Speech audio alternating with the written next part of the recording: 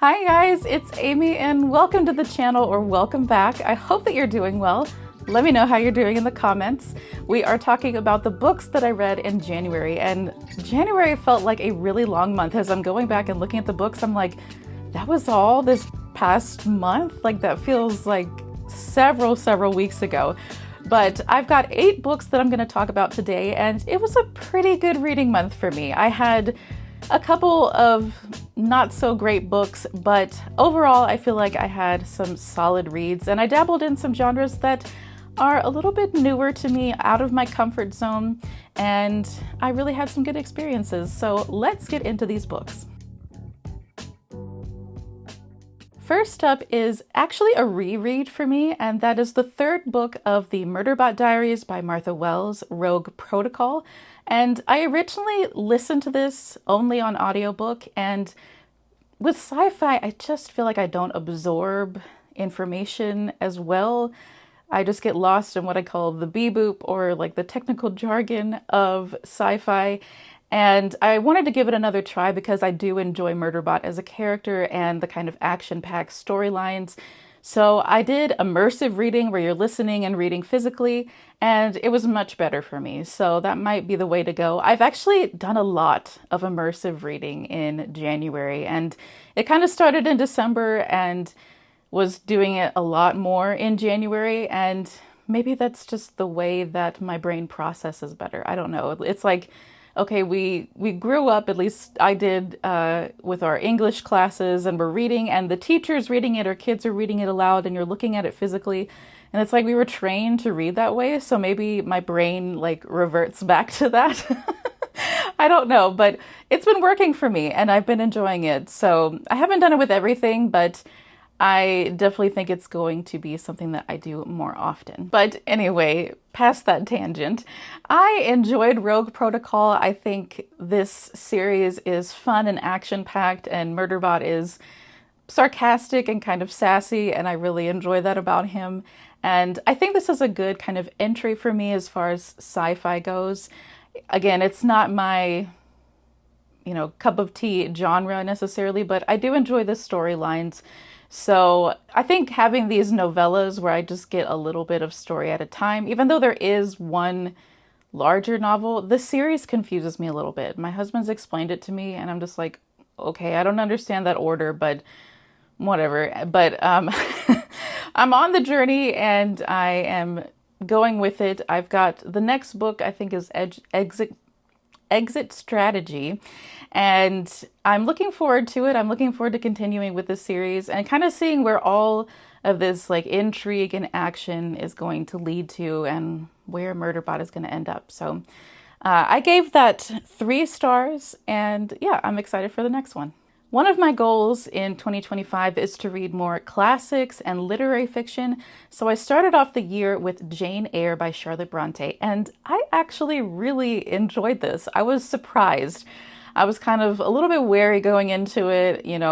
I didn't know fully what to expect, but it really had some themes and tones in it that I found really enjoyable and surprising. I feel like this would have been a little bit edgy for its time period. I believe this came from the Victorian period. We're talking kind of like mid 1800s, and the way it portrayed Jane in a pretty feminist kind of way, where she's a strong protagonist.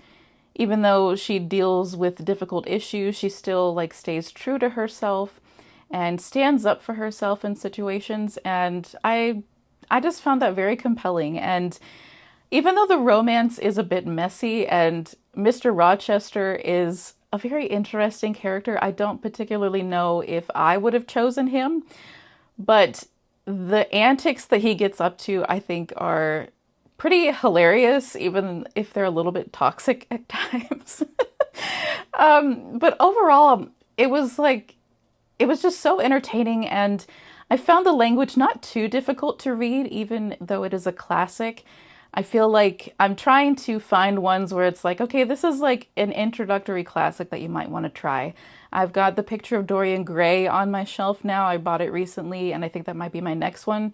But I feel like those are kind of the introductory classics as I'm getting back into reading it. You know, I read stuff in high school and college, but I'm wanting to get back into it and, you know, just diversify my knowledge of literature. So I definitely enjoyed this one. I believe I gave it, yes, I gave it 4 stars. And I would definitely recommend this if you are wanting to get into classics, or even if you just haven't gotten to it yet. I definitely recommend reading it. I think the characters are so compelling where you're wanting to know where they're going to end up, what's going to happen with them. You're just along for the ride. And I think just even the wittiness alone of the writing, I think, is enough to convince someone to read this. So if any of that sounds good to you, I would definitely recommend. My next book is probably my favorite for the month, even though it did take a couple of months to finish. My husband and I have been reading this together aloud and also with our Fable book club, The Appendix, but that is Mad Ship by Robin Hobb, the second book in her Live Ship Traders series, which is the second series in her whole universe of the Realm of the Elderlings. That might be a little bit confusing. If you find her universe confusing, just Google it. You can find diagrams that will guide you through it, and it makes it much easier to keep track of. But if you are wanting to read the Live Ship Traders, the last book, Ship of Destiny, we are doing that right now over on Fable. But this I really, really enjoyed. I enjoyed it much more than Ship of Magic. I feel like the characters in the world were more established, so we were getting into more of the intrigue and relationships and action, and it just packed a punch. My husband felt like the ending fell a little flat, but I personally thought it was great. I feel like it was kind of creating a jumping point for the third book, and I was just kind of, as I always am, blown away by the character work that Robin Hobb does. There is not really any one particular character that I like more than another, but I find all of them compelling. And I think Malta was probably the most heartbreaking, but like favorite storyline, character arc of mine in this book. I just was kind of blown away by what she had to experience in this book. Justice for Malta. I feel like I see people say that online, and I am definitely in that camp, justice for Malta. But I can't wait to finish this trilogy. I'm planning to do like kind of individual reviews for each broken series that is within her whole universe. So I will do the Farseer trilogy and Live Ship Traders. I'm wanting to do more of that in 2025, doing more reviews of just like trilogies and series and individual like standalones. That way you can get a better idea of what I think of different books and my taste. But yeah, this was probably my favorite book, 5 out of 5 stars, definitely recommend. It is rare that I will say that I gave a book 2 stars, that I wouldn't necessarily recommend it. But I don't know if I would recommend this next book, and it took me a while to get to this one, but this is Ruin and Rising by Leigh Bardugo. This is the third and final book of her Shadow and Bone trilogy, and I really enjoyed the first 2 books. I feel like people kind of dog the trilogy, but I think it's because of this final book. But I think the first 2 are actually really good. So if you enjoy her writing and you haven't read this, I would definitely recommend reading the trilogy, but just know that the third book is not one that I particularly loved or would even recommend finishing.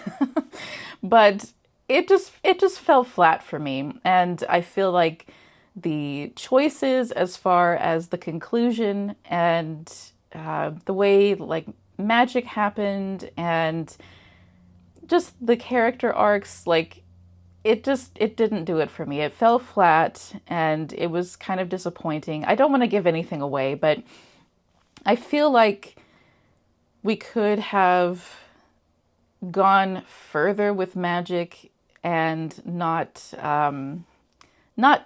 taken the choices that we did in order to kind of like wrap things up and have a somewhat happy ending. I feel like a different choice could have been made. So that's kind of where I stand on it. I originally rated it 3 stars, but I think I'm going to say it's 2 stars for me, which is so crazy. I really enjoyed the third book. I just felt like Bardugo didn't know how to end this trilogy, and it was just kind of sad and disappointing to see. And I feel like there was too much time spent on like side characters where it's like, oh, we have to like kind of pair people off and making witty, silly jokes where the characters almost became caricatures of themselves. And it just didn't have the kind of drama and the yearning and the just compelling characters that were in the first 2 books. I just feel like the essence of the characters were a little bit lost. And that was just kind of disappointing to me. And even though there were some moments, I don't want it to sound like everything completely sucked. It did kind of suck, but not everything about it sucked. I feel like there were some interesting magic moments, and definitely the lore to like 2/3 of the way through was really interesting to me. But the very ending of it, how everything concluded, just really fell flat for me. If you want to finish Shadow and Bone, just be able to say that you were able to read the whole trilogy, and you might have different feelings about it. You know, I would recommend going and finishing it, but just know from my standpoint, I wouldn't necessarily recommend finishing the trilogy, or if you are deterred by not being able to finish it, I don't know if I would recommend it at all. And that's crazy to say. That's so sad to say, but that's where we're at. That's where we're at. Another YA fantasy, this is actually more romantasy, that I read in January is the Remnant Chronicles by Mary E. Pearson. This is the series before her Dance of Thieves duology. It's in the same universe, and I wanted to read it because Haley Pham had recommended it, and she seemed to have a good experience with it. I feel like I had a similar experience to her where it was kind of a little bit of a sophomore slump, but overall the trilogy was pretty good. So if you're not familiar, this is The Kiss of Deception, The Heart of Betrayal, and The Beauty of Darkness. So I'm just kind of grouping all 3 of these together, but I did just kind of eat this up. I was kind of going back and forth between reading on my Kindle. These are on Kindle Unlimited, and I was listening to the audiobooks through my Libby app. They were all available because this is a little bit of an older series, so it might be easier to get a hold of. So just putting that out there, but it is on Kindle Unlimited, so it's accessible for people using that. But I had a good time with this. I'm not huge on romantasy. I just am not huge on spice. And I feel like with YA, you're not necessarily getting as much of that, hopefully. But there was a little bit of steaminess, some steamy moments in there, but it was kind of like glossed over. But just be aware that that is in there if that's going to deter you. But if you're looking for YA romantasy, I think this is a really solid one. I think overall I would rate this like 3.5 stars, maybe round up to 4. It was just the second book fell really flat for me. I enjoyed the first book so much. I was like, this is actually really good. They're setting up some really interesting magical lore in here. I was a really big fan of the female main character. Like, she is, you know, she's sassy, but she stands up for herself, and she's kind of witty, funny. And yeah, I just really enjoyed her as a character. But there is this love triangle that's going on throughout the series, and it's kind of set up in the first book. And I was like, I'm not a huge fan of love triangles, but I'll see where it goes. In the second book, even though we have a good villain and there is some drama in there, the drama that comes from the toxicity of the love triangle in the second book, I was not a fan of.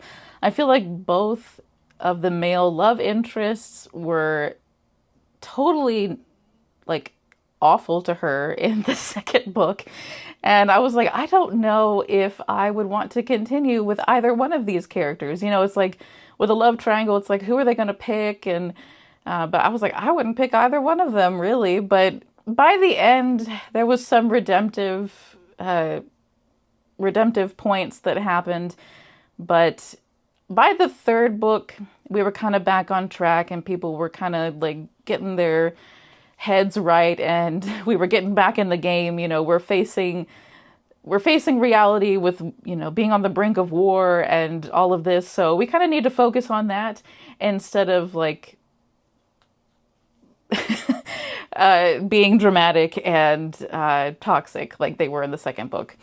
And in the second book, it's kind of like, and I don't want to give too much away, but it's like in that situation where things are pretty tense, you think that they would be nicer to each other, but there's just a lot of like secrets and things that come to light that create a lot of tension and everything. But if you like the idea of kind of like this toxic, messy situation, I know some people can get into that. I can even get into it sometimes.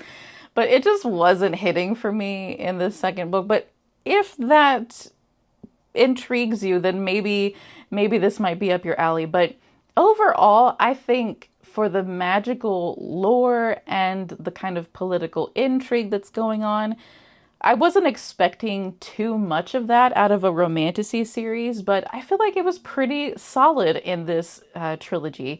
And I think it would be good for people who are trying to get into Romantasy that are maybe more fantasy leaning like myself. Just know that it's not going to be as high fantasy as your typical fantasy book. The romance is a bit more of the focus, even though there is really great magic and the female main character is kind of having to figure out how to do things for herself and that sort of thing.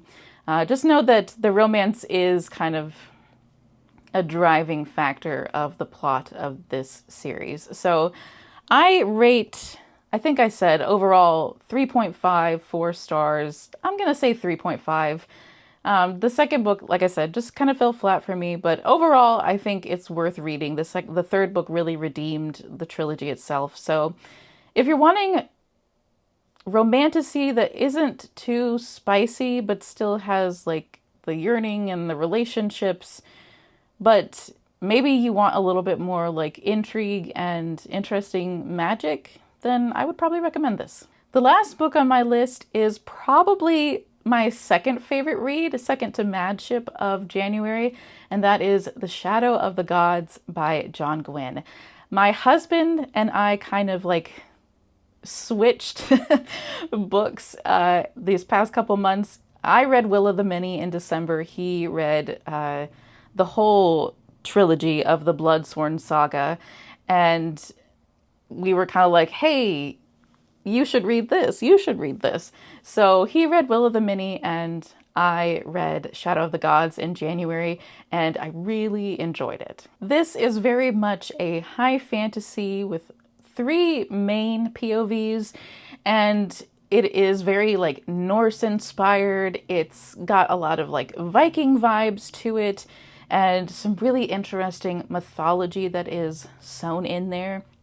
And we are dealing with a world where the gods have died, but there are people who are called the Tainted who actually have blood of the gods in their bloodline. They are children of these gods, and they are considered evil or just not good, wanting to be purged from society. And we're following 3 different characters who are kind of navigating their world in this pretty harsh Norse-inspired world. The characters, they take a little bit to kind of get into. I think Orca was probably the one I connected with the first as far as the 3 main characters go. But I just found this surprisingly, even though it is like fierce and there's action, there's definitely like some blood and gore in there. Mention of genitalia of trolls in there. Just be aware of that, because I was not aware of that, and my husband was like, oh yeah, there is troll genitalia in here. But yeah, just it's in a fight. It's not anything too weird, but it was more comical than anything. But even though it does have all of this action and grit to it, it surprisingly was like intimate and emotional at the same time. You know, we're dealing with a mother, we're dealing with someone who lost a sister, we're dealing with someone who has a complex relationship with her family. So there's a lot of like, there's not too much like inner monologue, but you do get the inner emotions and feelings of these characters. And by the end of it, like, you were really endeared to these characters. And I was like, okay, I need to know what's going to happen next. And the ending of it was just so epic and kind of wild, bringing in this mythology and kind of the magic is kind of like peppered in, and you're kind of getting the explanations of it as the story goes. But by the end, it is like full on magic, and I really, really enjoyed it. I gave this 4 stars. It's not necessarily like my favorite fantasy, but I think by the time I finish the trilogy, having the full story, I think this might be up there with some of my top fantasies. So I'm really looking forward to where this is going to go. All right, guys, that is the 8 books I read in January. Let me know if you read any of these and what you thought about them. We can duke it out in the comments if you want. But definitely let me know what else you read in January and what was your favorite read. And yeah, I'll chat with you in the comments, and I'll see you later. Bye.